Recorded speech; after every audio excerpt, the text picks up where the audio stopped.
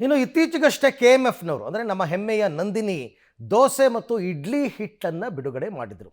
ಬೆಂಗಳೂರಿನ ನಗರವಾಸಿಗಳು ಈ ನಂದಿನಿ ದೋಸೆ ಇಡ್ಲಿ ಹಿಟ್ಟಿಗೆ ಫಿದಾ ಆಗಿಬಿಟ್ಟಿದ್ದಾರೆ. ಇಡ್ಲಿ ದೋಸೆ ಹಿಟ್ಟು ದಾಖಲೆಯ ಸೇಲ್ ಆಗಿದೆ ಕಳೆದ 3 ದಿವಸಗಳಲ್ಲಿ. ಗ್ರಾಹಕರ ಭರ್ಜರಿ ರೆಸ್ಪಾನ್ಸ್ಗೆ KMF ಅವರು ಕೂಡ ಫುಲ್ ಖುಷಿಯಾಗಿದ್ದಾರೆ. ಇದಕ್ಕೆ ಸಂಬಂಧಪಟ್ಟ ರಿಪೋರ್ಟ್ ಇದೆ, ನೋಡೋಣ.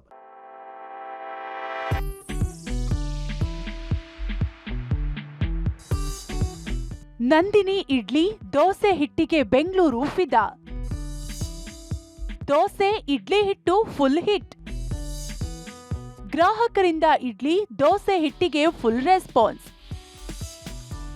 ಬೇಡಿಕೆಗೆ ತಕ್ಕಂತೆ ಪೂರೈಸಲು KMF ಚಿಂತನೆ.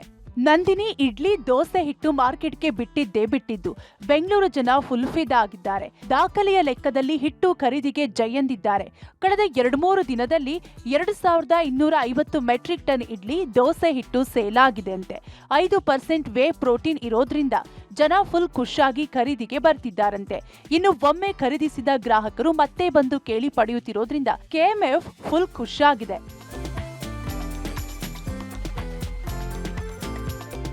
ಇನ್ನು ದೋಸೆ ಇಡ್ಲಿ ಹಿಟ್ಟು ವಿತರಣೆಗೆ ಈಗ 5-6 ವಾಹನಗಳು ಇದೆಯಂತೆ. ಇದನ್ನ ಶೀಘ್ರದಲ್ಲಿಯೇ 18 ವಾಹನ ಖರೀದಿಗೆ KMF ಚಿಂತನೆ ನಡೆಸಿದೆ. ಜನರ ಡಿಮ್ಯಾಂಡ್ ಹೆಚ್ಚಳಕ್ಕೆ ತಕ್ಕಂತೆ ಪೂರೈಕೆಗೂ ತಯಾರಿ ನಡೆಸಿದೆ.